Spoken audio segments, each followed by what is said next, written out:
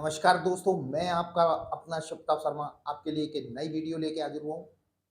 इस वीडियो के माध्यम से बताऊंगा कि कैसे पता करें कि वो हमारा ट्विन फ्लेम है। यानी बहुत से लोग आज तक कंफ्यूज हैं, उनको यही नहीं पता कि हम ट्विन फ्लेम जर्नी में हैं।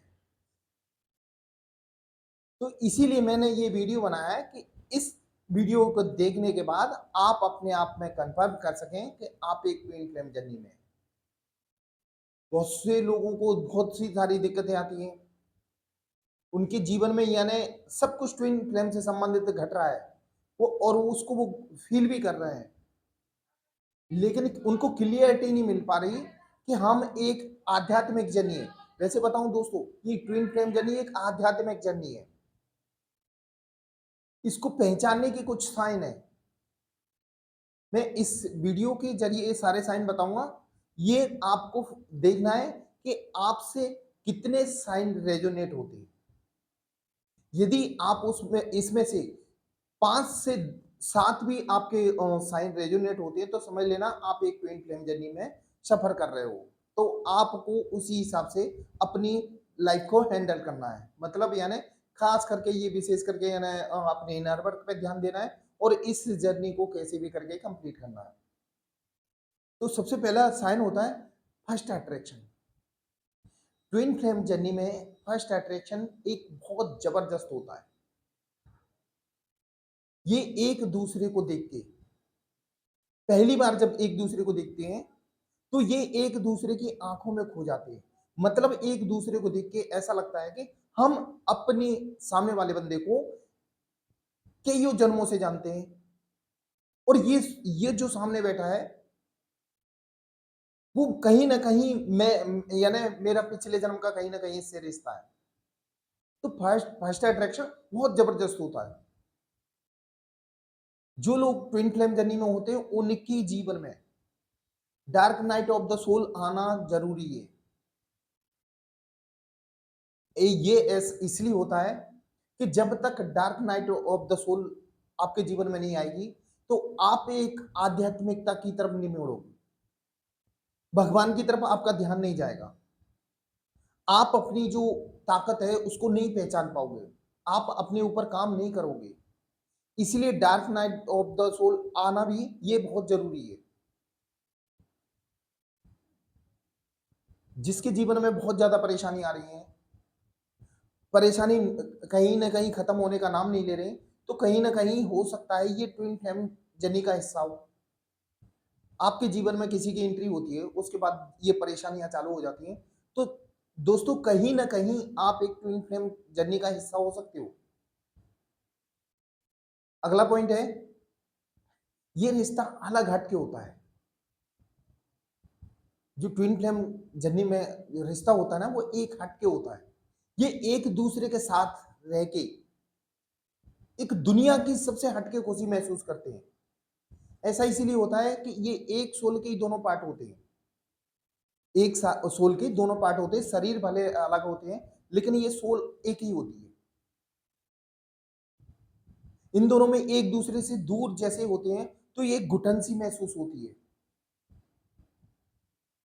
ये एक दूसरे के बिना रह नहीं सकते। ये रिश्ता कुछ खास होता है। अगला पॉइंट है, ये एक दूसरे के बिना तो रह ही नहीं पाते, ये हकीकत है।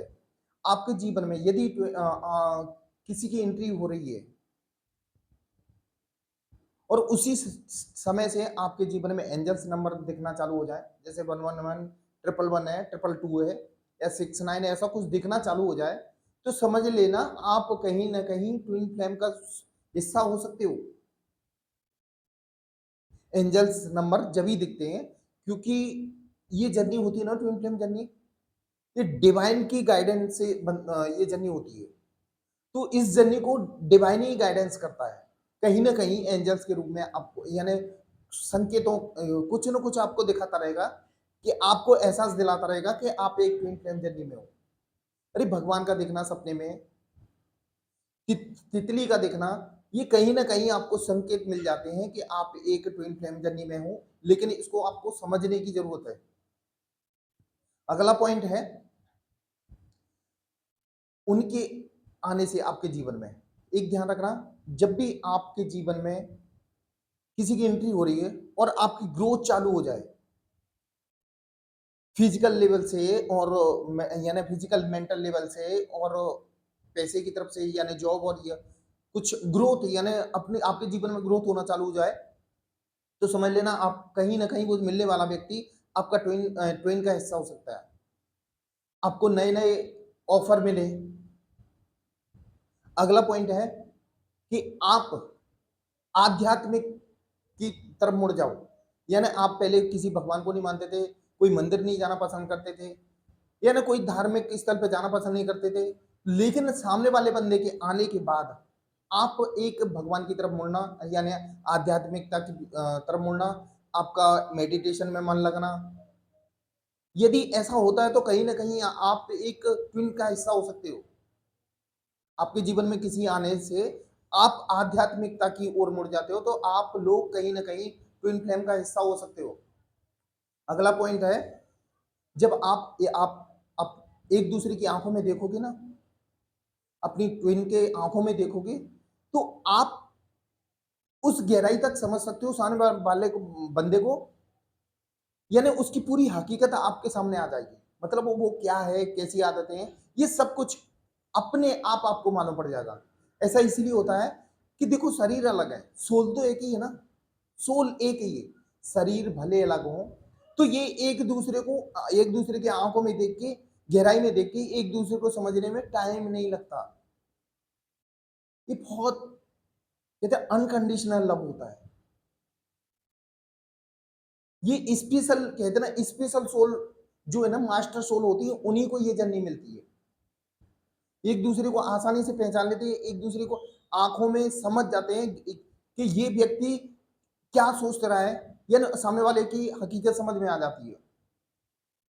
अगला है, आप लोग